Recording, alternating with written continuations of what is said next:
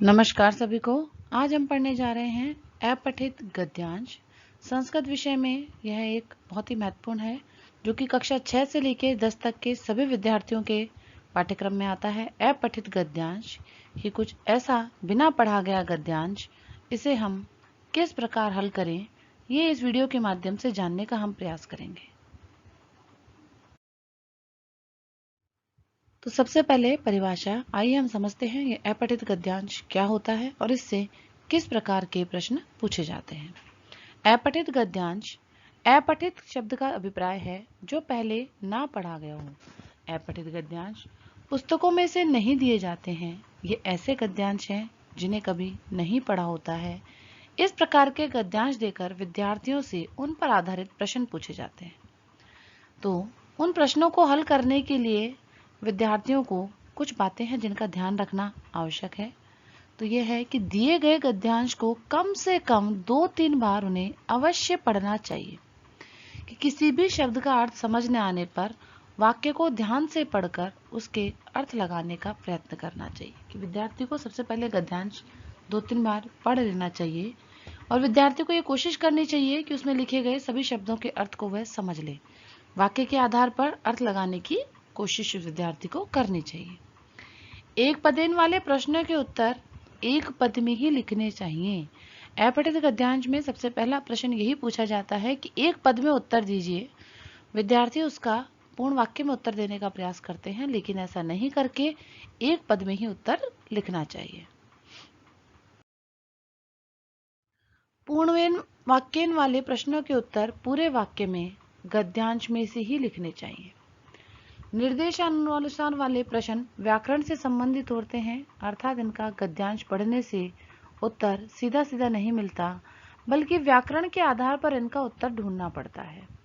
तो इस प्रकार के प्रश्नों के लिए हमारे को व्याकरण ज्ञान से परिचित होना भी आवश्यक होता है। तो अपठित गद्यांश से हमने 3 प्रकार के प्रश्न देखे हैं। एक पदेन उत्तरत, पूर्ण वाक्यन उत्तरत और निर्देशानुसार या भाष्य कार्य वाले प्रश्न। तो जो कुछ भाष्यिक कार्य वाले निर्देशानुसार वाले प्रश्न होते हैं वो कुछ इस प्रकार होते हैं। या तो कर्तृपदम को छांटना, कि कर्तृपद को छाटिए, जैसे रामः विद्यालयम गच्छति। अर्थ कर्तृपदम किम, इस प्रकार का प्रश्न पूछा जाता है कि कोई भी एक वाक्य होता है उसमें से हमें कर्तृपद अर्थात कर्ता पद को ढूंढना होता है। तो इस प्रकार के प्रश्नों के उत्तर के लिए आवश्यक होता है कि हम क्रिया से ही जाने कि कर्ता कहाँ है। तो गच्छति क्रिया आई है, गच्छति क्रिया किसके लिए आई है? रामः के लिए आई है। तो यहाँ पे कर्ता राम है जो कि प्रथम पुरुष में है और इसके लिए हमने यहाँ पे प्रथमा विभक्ति का प्रयोग किया है। तो इस प्रकार क्रिया के माध्यम से कर्ता का ज्ञान करना है। सर्वनाम पद छांटना, जैसे सह विद्यालयम गच्छति, यहाँ अत्र सर्वनाम पदम किम, इस प्रकार का प्रश्न पूछा जाता है। तो इस प्रकार के प्रश्न के लिए हमें सर्वनामों का ज्ञान होना आवश्यक है। जैसे इस वाक्य में सह जो है वो सर्वनाम है। विभक्ति वचन छांटना, जैसे मित्रस्य मोहनम, रामस्य मित्रम मोहनः अस्ति, यहाँ रामस्य की विभक्ति वचनम किम, यह पूछा जाता है कि रामस्य पद जो दे दिया उसकी विभक्ति वचन क्या है। तो हमें विभक्ति और वचन का ज्ञान होना चाहिए। तो यहाँ पर यह विभक्ति यहाँ पर षष्ठी है और यह पुल्लिंग एक वचन है।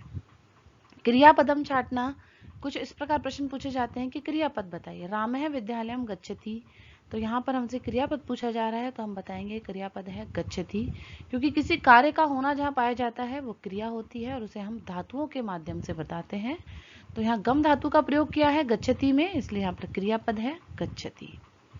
लकार और पुरुष छांटना, जैसे छात्राः पुस्तकम पठन्ति, पठन्ति अत्र कह लकार है कह पुरुष है, कि पठन्ति क्रिया इन्होंने हमारे सामने रख दी है और हमसे कहा है कि इसका लकार और पुरुष बताइए। तो यहाँ पठन्ति, यहाँ पर हमारे हम देख रहे हैं कि लट लकार का रूप है और पुरुष यह प्रथम पुरुष बहुवचन है। इस प्रकार इन प्रश्नों को हल करने के लिए व्याकरण का ज्ञान होना आवश्यक है। अव्यय पदम छांटना, कुछ अव्यय पद छांटने के लिए दे दिए जाते हैं। रामः अपि विद्यालयम गच्छति, यहाँ पूछा जा रहा है अव्यय पदम किम, तो अपि जो है यहाँ पर अव्यय है। विशेषण विशेष्य छांटना, जैसे हरितः वृक्षः नीलः कंठः, यहाँ विशेषण पदम किम अत्र विशेष्य पदम किम। तो यहाँ पे हरितः वृक्षः में विशेषण है हरितः और विशेष्य है वृक्ष है। नीलः कंठ में नील है विशेषण और विशेष्य है कंठ है। इस प्रकार विशेषण और विशेष्य का ज्ञान करना भी भाष्यकार्य के माध्यम में से आ सकता है। पर्याय पदम छाटना, जैसे जलम अश्य पदस्य गद्यांशे किम पर्याय प्रयुक्तम, कि मान लीजिए हमारे सामने कोई गद्यांश है और उसमें जल पद का पर्याय आया है किसी शब्द में, तो हमें उस गद्यांश को पढ़कर ही बताना है कि इस गद्यांश में जल शब्द का पर्याय क्या प्रयोग किया गया है। विपरीतार्थक पदम छाटना, जैसे सत्यम अश्य पदस्य गद्यांशे किम विपरीतार्थकम पदम प्रयुज्यते, कि सत्य मान लीजिए किसी गद्यांश में दिया गया है और तो हमसे पूछा है इसका विपरीतार्थक, तो हमें गद्यांश में आने वाला पद ही सत्य का विपरीत में जो आएगा वो लिखना होता है।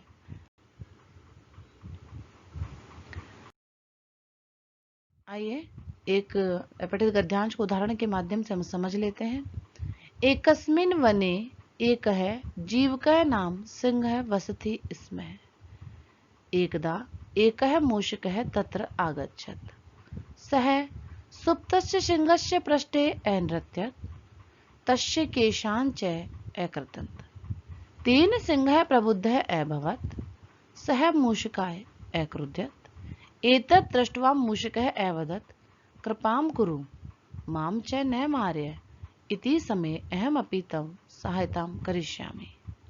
एतत् आकर्ण्य सिंह अहसत्, परम दयां तम अमुञ्चत्। इस प्रकार यहाँ पर एक अपठित गद्यांश दिया गया है जो हमने पहले नहीं पढ़ा है और हम यहाँ उसे देख रहे हैं। उसी के आधार पर हमें कुछ पदों के प्रश्नों के उत्तर देने हैं, तो हम इस गद्यांश को पहले 2-3 बार विद्यार्थियों को पढ़ लेना चाहिए ताकि वो इस गद्यांश के अर्थ को समझ जाएं। अब पहला प्रश्न है हमारा एक पदेन उत्तरेत, उसमें प्रश्न संख्या 1, जीवकः कः आसीत्। तो हम यहाँ ऊपर वाला प्रश्न लाइन देख रहे हैं, एकस्मिन् वने एकः जीवकः नाम सिंहः वसति स्मः। तो यहाँ कहा गया है जीवकः नाम सिंह है, तो जीवकः कः सिंह है, जीवक कौन है यहाँ पर, सिंह है, और यही हमारे प्रश्न में पूछा गया था। सिंहः कुत्र अवसत्, यहाँ हम ऊपर गद्यांश में से देखेंगे, एकस्मिन् वने एकः जीवकः नाम सिंहः वसति स्मः। तो जीवकः नाम सिंह कुत्र वसति, वने वसति, वन में रहता था। तो यहाँ पर हम कुत्र वसति हम वो तो अपने गद्यांश में से ही बताएंगे, वने अवसत्। एक पद में उत्तर मांगा गया है तो हमें सिर्फ एक पद में ही लिखना है। सिंह कस्मै अक्रुध्यत्, हम देखते हैं हमारे गद्यांश में क्या दिया गया है। एकदा एकः मूषकः तत्र आगच्छत्, सः सुप्तस्य सिंहस्य पृष्ठे अनृत्यत्, तस्य केशान् च अकृतन्त, तेन सिंहः प्रबुद्धः अभवत्, सः मूषकाय अक्रुध्यत्। तो हमने यहाँ कहाँ देखा, अक्रुध्यत् किसके लिए आया है, मूषकाय, तो हमारा उत्तर है मूषकाय।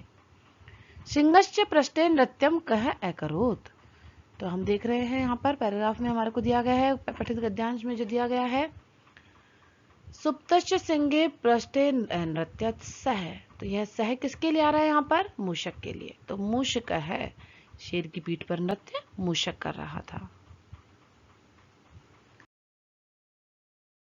अगला प्रश्न है पूर्ण वाक्येन उत्तरत्, पूर्ण वाक्य में उत्तर देना है। मूषकः सिंहम किम अवदत्, मूषक ने सिंह को क्या कहा। तो हमारे वाक्य में हमारे गद्यांश में लिखा हुआ है, मूषकः सिंहम अवदत्, यत् कृपां कुरु मां च न मारय इति समय अहम अपि तव सहायतां करिष्यामि।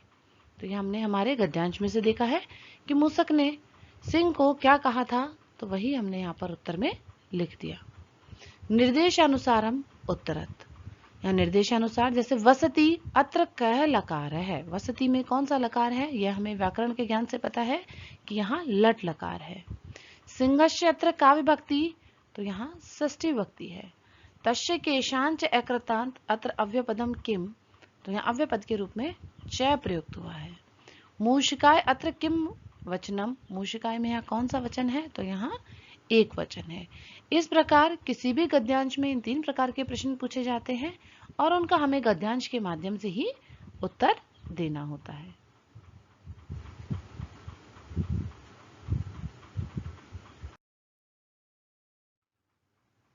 धन्यवाद है। इसी के साथ यह वीडियो यहाँ समाप्त होता है, जिसमें हमने अपठित गद्यांश को कैसे हल किया जाए इसी को समझा है।